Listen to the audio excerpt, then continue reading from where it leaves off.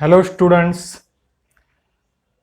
मागच्या व्हिडिओ लेक्चरमध्ये आपण न्यूटन्स लॉज ऑफ मोशन, त्यामध्ये Newton's first law of motion पाहिला, Newton's second law of motion पाहिला आणि Newton's third law of motion पाहिला. या व्हिडिओ लेक्चरमध्ये त्या न्यूटन्स लॉमध्ये ज्याच्याविषयी सांगितलेलं आहे, त्या न्यूटन्स फर्स्ट लॉमधून आपण बघितलं की फोर्सची डेफिनेशन तयार होते, कोणाची तरी डेफिनेशन तयार होते म्हणजेच फोर्सची. दुसऱ्या लॉमध्ये फोर्सचा फॉर्म्युला तयार होतो आणि तिसऱ्या लॉमध्ये त्या फोर्सची एक महत्त्वाची गोष्ट सांगितली, काय, for every action there is equal and opposite reaction. म्हणजे फोर्स अप्लाय केला की त्याला अपोजिट फोर्स बॉडीकडून दुसऱ्या बॉडीकडून लागतो. या तीन गोष्टी एक्सप्लेन करण्यासाठी न्यूटनने 3 लॉ मांडले, तर त्याविषयी आता आपण बघणार आहे. तर what is mean by force? तर फोर्सची डेफिनेशन न्यूटनच्या पहिल्या लॉवरून काय सांगते, तर न्यूटनचा पहिला लॉ काय सांगतो, every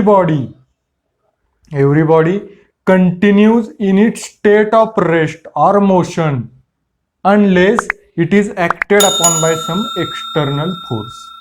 what is force and what is mean by force? Suppose अशी एक बॉडी आहे, ही एक बॉडी आहे जी रेस्ट कंडिशनला आहे, which is at rest or stationary, आणि ही एक बॉडी आहे जी मोशनमध्ये आहे. This body is in motion, this is a body in motion. ही बॉडी रेस्ट कंडिशनला आहे.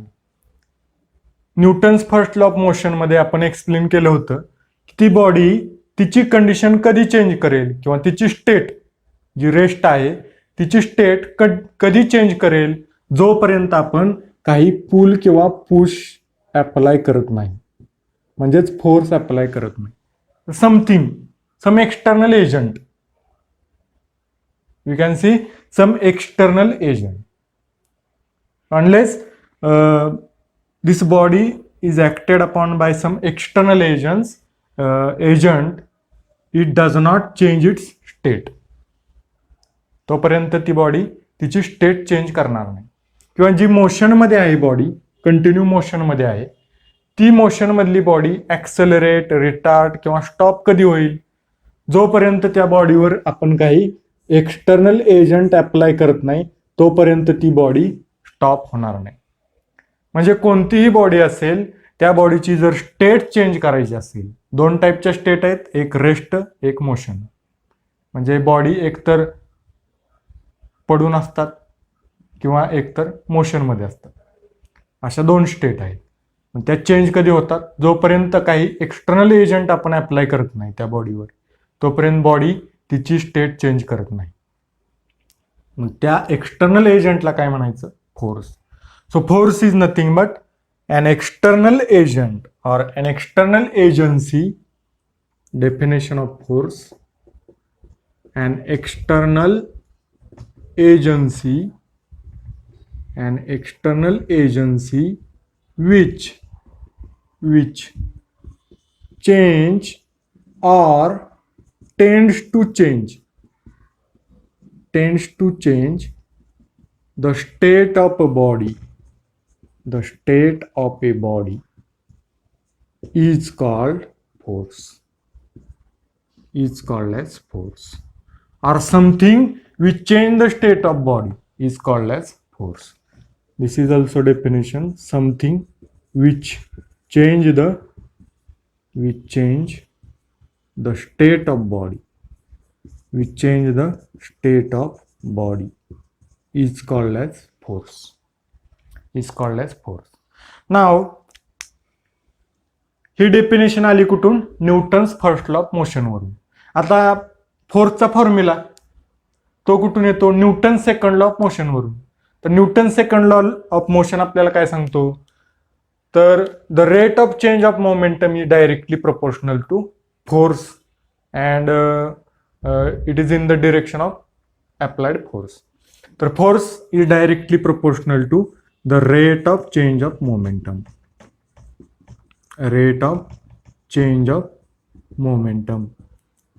मग rate of change of momentum काय आलेला, आपण याच्याविषयी जर डिटेल बघायचं असेल तर तुम्ही न्यूटन्स लॉज ऑफ मोशन तो जो व्हिडिओ आहे त्याच्यामध्ये हे डिटेलमध्ये मी एक्सप्लेन केलेलं आहे, ते तुम्ही तिथं पाहू शकता. आता मी इथं डायरेक्ट फॉर्म्युला घेतोय, याचं जे डिटेलमध्ये एक्सप्लेनेशन आहे ते पाहण्यासाठी तुम्ही न्यूटन्स लॉज ऑफ मोशन तो व्हिडिओ पाहू शकता. तर force is directly proportional to rate of change of momentum म्हणजे काय, मास इंटू ॲक्सेलरेशन. आणि आपण तिथं इक्वल साईन घेतलेलं आणि लॅम्बडा हा कॉन्स्टंट घेतलेला, लॅम्बडा हा कॉन्स्टंट घेतलेला. तर हा लॅम्बडा कॉन्स्टंट कसा काढायचा, आता हे मास काय असणार आहे, कॉन्स्टंट, मास कॉन्स्टंट असणार आहे, लॅम्बडा सुद्धा कॉन्स्टंट आहे, मास कॉन्स्टंट आहे, लॅम्बडा सुद्धा कॉन्स्टंट आहे. मग राहिलं चेंज काय, फक्त फोर्स आणि ॲक्सेलरेशन. मग जर फोर्स अप्लाय केला तरच बॉडी ॲक्सेलरेट होऊ शकते, किंवा बॉडी जर ॲक्सेलरेट करायची असेल तर फोर्स अप्लाय करावा लागला. हे याच्यावरून म्हणजे तात्पर्य निघते थोडक्यात. तर लॅम्बडा आणि मास कॉन्स्टंट आहे, mass body suppose same body आहे, मास सेमच राहणार. लॅम्बडा हा तर कॉन्स्टंटच आहे, कॉन्स्टंट ऑफ प्रोपोर्शनॅलिटी. राहिला फोर्स आणि ॲक्सेलरेशन, म्हणजे फोर्स ही डायरेक्टली प्रोपोर्शनल टू ॲक्सेलरेशन. म्हणजे फोर्स अप्लाय केला बॉडी ॲक्सेलरेट होणार किंवा रिटार्ड होणार, किंवा बॉडी जर ॲक्सेलरेट करायची असेल तर फोर्स रिक्वायर्ड आहे, बॉडी ॲक्सेलरेट करायची असेल तर फोर्स इज रिक्वायर्ड. हे याच्यावरून मिनिंग निघतं. तर आता हे लॅम्बडाची व्हॅल्यू किती असते, 1. कशावरून, आता फोर्स आपण 1 पकडतो, युनिट मास आणि युनिट ॲक्सेलरेशन, यासाठी लॅम्बडाची व्हॅल्यू काय, 1 is equal to lambda into 1 into 1. For unit force, unit mass and unit acceleration lambda is equal to 1, lambda is equal to 1. मग फोर्स इथं 1 टाकली तर फोर्स काय ना, force F is equal to m into a. म्हणून फोर्सचा formula काय, mass into acceleration. Force is equal to mass into acceleration. आता SI unit of force, SI unit of force कसं काढायचं, SI युनिट ऑफ फोर्स, फोर्सचं SI unit कसं काढणार, तर फोर्सचं बघा आता मास इंटू ॲक्सेलरेशन. तर मासचं युनिट काय आहे, kg. The unit of mass is kg. The unit of acceleration is metre per second square. The unit of acceleration metre per second square. Okay, then unit of force becomes kg metre per second square. फोर्सचं unit काय आलं, kg metre per second square. आता हे unit खूप मोठं दिसते, kg metre per second square. आता आपण पाहिलं फर्स्ट लॉ फोर्सची डेफिनेशन देतो, सेकंड लॉ न्यूटन्सचा सेकंड लॉ, फोर्सचा फॉर्म्युला देतो, न्यूटनचा थर्ड लॉ, फोर्स विषयी सांगतो. मग न्यूटननं फोर्स विषयी एवढं काम केलं, न्यूटननं इतकं योगदान दिलं फोर्स विषयी, फोर्ससाठी, म्हणून त्या फोर्सच्या युनिटला kg मीटर पर सेकंड स्क्वेअरला काय नाव दिलं, न्यूटन. न्यूटन असं नाव दिलं, त्याचं नोटेशन कॅपिटल एन. म्हणून फोर्सचं SI युनिट काय वापरलं जातं सगळीकडं, न्यूटन. तर 1 न्यूटन बरोबर किती असतं, 1 newton is equal to 1 kg metre per second square. 1 newton बरोबर असतं 1 kg metre per second square. Okay, आता न्यूटनची पुढे युनिट काय आहेत, किलो न्यूटन. तर 1 किलो न्यूटन बरोबर किती असतं, 1000 न्यूटन. 1 किलो न्यूटन बरोबर 1000 न्यूटन, म्हणजेच 1000 kg metre per second square. 1 mega newton, 1 mega newton म्हणजे 10⁶ न्यूटन. हे 1 किलो न्यूटन म्हणजे 1000 न्यूटन, म्हणजे 10�3 Newton, 10�3 Newton. 1 mega Newton means 10�6 Newton. 1 giga Newton पण असते, 1 गिगा न्यूटन म्हणजे 10⁹ न्यूटन. पुढे अजून भरपूर असतात, एवढ्या पुढे मी जात नाही, इथपर्यंत ठीक आहे. 1 giga newton is equal to 10⁹ newton. अशी न्यूटनची SI युनिट आहे, आणि हे कन्व्हर्जन आपल्याला युनिटची जमली पाहिजे. तर हे फोर्सची डेफिनेशन, फोर्सचा formula F is equal to m into a, आणि फोर्सचं SI unit kg metre per second square म्हणजेच न्यूटन. आता यानंतर आपल्याला फोर्सच्या काही म्हणजे रिप्रेझेंट कसा करायचा, फोर्स दाखवायचा कसा बॉडीवर ते आपण बघूया आता. So how to represent the force और representation of force. Representation of force.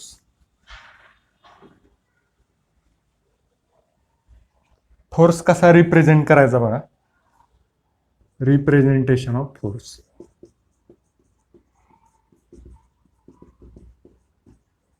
Of force. तर आता ही बॉडी आहे आणि या बॉडीवर आपल्याला फोर्स दाखवायचा आहे अप्लाय झालेला. कसा दाखवणार, हा ॲरो दाखवावा लागतो. ॲरो दाखवायचा. तो किती, तर सपोज 100 न्यूटन फोर्स आहे. 100 न्यूटन हा फोर्स अप्लाय झालाय, तो आपल्याला दाखवायचा आहे. तर काय करायचं, 100चं स्केल घ्यायचं. Suppose 1 centimetre is equal to 20 newton घेतलं तर हे किती सेंटीमीटर येणार, 5 सेंटीमीटर. मग ही लाईन 5 सेंटीमीटर काढायला लागेल. 5 सेंटीमीटर ही लाईन काढायची. ही लाईन 5 सेंटीमीटर काढायची आणि ॲरो दाखवायचा. इकडं फोर्स लावलाय तर ॲरो तिकडं दाखवायचं. इकडं फोर्स लावलाय म्हणजे पुल करतोय आपण, तर ॲरो इकडं दाखवायचं. आता आपण पुश करतोय बॉडीला, त्यामुळे ॲरो तिकडं दाखवलंय. आणि काय करायचं, क्वांटिटी लिहायची. 100 न्यूटन क्वांटिटी लिहायची. ही एक मेथड आहे. आणि अजून बोज नोटेशन. कोणती, बोज नोटेशन. जनरली आपण ही मेथड वापरतो. तर बोज नोटेशन एक आहे. तर बोज नोटेशन मध्ये काय, सेम मेथड. ॲरो दाखवतो आपण. जेवढी मॅग्निट्यूड आहे, सपोज 100 न्यूटन, तर आपण 5 सेंटीमीटर लाईन काढणार, ॲरो दाखवणार आणि बोज नोटेशन म्हणजे ए बी. तर हे ए आणि हे बी. तर हे दोन काय आहेत, बोज नोटेशन. तर हे काय दाखवतं, तर force A B is equal to 100 newton. तर ही आपण 5 सेंटीमीटर लाईन काढली आणि 1 सेंटीमीटर बरोबर स्केल किती आहे, 20 न्यूटन. मग 5 इंटू 20 100 न्यूटन. तर force A B is equal to 100 newton. This is called Bow's notation. आणि ग्राफिकली बोज नोटेशनला फोर्स असा दाखवतात. आणि बॉडीवर जनरली आपण फोर्स असा दाखवतो. ॲरो काढतो आणि तिथं 100 न्यूटन असं लिहिणार, जी काही मॅग्निट्यूड असेल ती. ओके, तर this is the representation of force. नाव what are the, let us see what are the characteristics of force. What are the characteristics of force? फोर्सच्या कॅरेक्टरिस्टिक्स काय आहेत, म्हणजे फोर्स नक्की कसा रिप्रेझेंट करायचा किंवा काय कॅरेक्टरिस्टिक्स आहेत त्याच्या, ते आता आपण बघूया. Characteristics of force. Characteristics of force. Characteristics of force. तर आता परत एकदा मी ती डायग्रॅम काढतो फोर्सची. परत एकदा डायग्रॅम काढतो. एक बॉडी आणि बॉडीवर हा फोर्स अप्लाय केलाय या पॉइंटला. हा ए पॉइंट आहे आणि 100 न्यूटन फोर्स आहे आणि ही body of mass M. Body of mass M आहे. Okay, so this is the case. Now what are the characteristics of force? तर फोर्सची पहिली कॅरेक्टरिस्टिक काय आहे, तर फोर्सला काहीतरी मॅग्निट्यूड आहे, म्हणजे काहीतरी व्हॅल्यू आहे फोर्सला. 100 Newton. 100 newton is the quantity of force apply, म्हणजे मॅग्निट्यूड ऑफ फोर्स किंवा व्हॅल्यू ऑफ फोर्स. काहीतरी मॅग्निट्यूड आहे किंवा काहीतरी क्वांटिटी आहे, त्याला काय म्हणायचं, मॅग्निट्यूड. म्हणजे फोर्सला काहीतरी व्हॅल्यू आहे, म्हणजेच फोर्सला मॅग्निट्यूड आहे. तर first property is a magnitude, और first characteristic is a magnitude. तर मॅग्निट्यूड म्हणजे काय, what is magnitude, the quantity of force. The quantity of force म्हणजे किती क्वांटिटी आहे नक्की, त्याला म्हणायचं मॅग्निट्यूड. मग इथं किती आहे 100 newton is the magnitude, the quantity of force. Then the second direction or say nature or sense.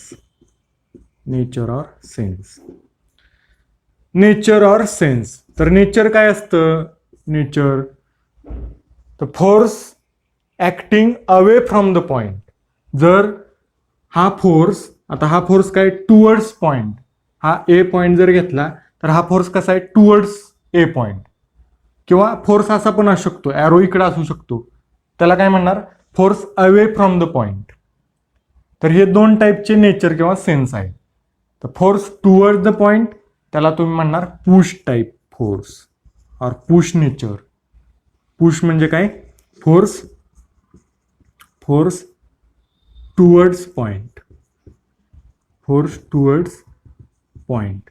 आणि पुल टाईप काय म्हणणार? Pull type force away from the point. तर इथं कोणत्या टाईपचं नेचर आहे? पुश टाईप, म्हणजे force toward the point, push type nature. Okay, this is a nature. Nature is the second characteristic of force. Then third characteristic is a direction. फोर्सला direction आहे, काहीतरी direction आहे. आता डिरेक्शन कशी असू शकते? तर कॉर्डिनेट सिस्टीम मध्ये डिरेक्शन आपण कशी दाखवतो? सपोज हे ऍक्सिस आहेत, तर इकडे काय असतं? पॉझिटिव्ह एक्स ऍक्सिस, इकडे निगेटिव्ह एक्स ऍक्सिस, इकडे पॉझिटिव्ह वाय ऍक्सिस, इकडे निगेटिव्ह वाय ऍक्सिस. तर डिरेक्शन आपण अशी पण सांगू शकतो. आता हा फोर्स इकडे जातोय, इकडं, तर डिरेक्शन काय सांगू शकतो? Positive x direction. इकडे जात असेल निगेटिव्ह एक्स डिरेक्शन, वर जात असेल पॉझिटिव्ह वाय डिरेक्शन, खाली जात असेल निगेटिव्ह वाय डिरेक्शन.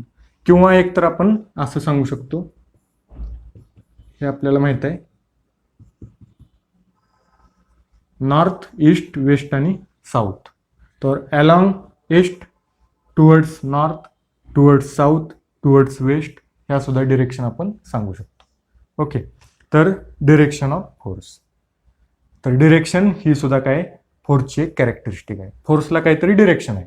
आता मॅग्निट्यूड पण आहे फोर्सला आणि डिरेक्शन पण आहे. म्हणजे फोर्स ही कसली क्वांटिटी आहे? Vector quantity. Force is a vector quantity. आणि फोर्स आपण बघितलं, force is equal to mass into acceleration. म्हणजे फोर्स दोन क्वांटिटीवर डिपेंड आहे, मास आणि एक्सेलरेशन. परत एक्सेलरेशन दोन क्वांटिटीवर डिपेंड आहे, लेंथ आणि किंवा डिस्प्लेसमेंट अँड टाइम. म्हणजे फोर्स बऱ्याच फंडामेंटल क्वांटिटीजवर डिपेंड आहे. म्हणजे फोर्स कसली क्वांटिटी आहे? Derived quantity. Force is not a fundamental quantity. Force is derived quantity and also it is a vector quantity. आणि वेक्टर असल्यामुळे आपण ॲरोनं दाखवतोय. फोर्स ॲरो काढायला लागतोय आपल्याला. तर फोर्सला मॅग्निट्यूड आहे, डिरेक्शन आहे, फोर्सला नेचर असते, आणि अजून एक characteristic point of application. Force कुठं अप्लाय झाला, नक्की कोणत्या पॉइंटला अप्लाय झालाय ते आपल्याला दाखवावं लागतं. फोर्सला पॉइंट ऑफ ऍप्लिकेशन सुद्धा असतो. आता इथं पॉइंट ऑफ ऍप्लिकेशन कोणता आहे? A is the point of application. So A is the point of application. म्हणजे कोणत्या पॉइंटवर फोर्स अप्लाय झालाय ते सुद्धा दाखवावं लागतं. अजून काय असतं फोर्सला? तर लाईन ऑफ ऍक्शन एक असते. म्हणजे फोर्स अप्लाय झालाय, त्याला पुढे लाईन वाढवायची, पुढं मागं लाईन वाढवायची. तर ती लाईन कंटिन्यू त्या बॉडीमध्ये, त्या लाईनला काय म्हणायचं? Line of action. तर आहे पॉइंट ऑफ ऍप्लिकेशन, याला म्हणायचं पॉइंट ऑफ ऍप्लिकेशन, आणि याला म्हणायचं line of action. Line of action. आता याच्यावर एक पुढं एक लॉ आहे किंवा एक प्रिन्सिपल आहे, ते आपण नंतर बघूया, दुसऱ्या लेक्चरमध्ये बघूया, व्हिडिओ लेक्चरमध्ये. तर हे आहे कॅरेक्टरिस्टिक्स ऑफ फोर्स. आता फोर्सचे इफेक्ट काय होतात ते बघूया. फोर्स बॉडीवर अप्लाय झाल्यानंतर what are the effects of force on a body? So let us see. ही डायग्रॅम मी इथंच ठेवतो अशीच. आता आपण इफेक्ट्स पाहू. Effects of a force on body. What are the effects of force on a body?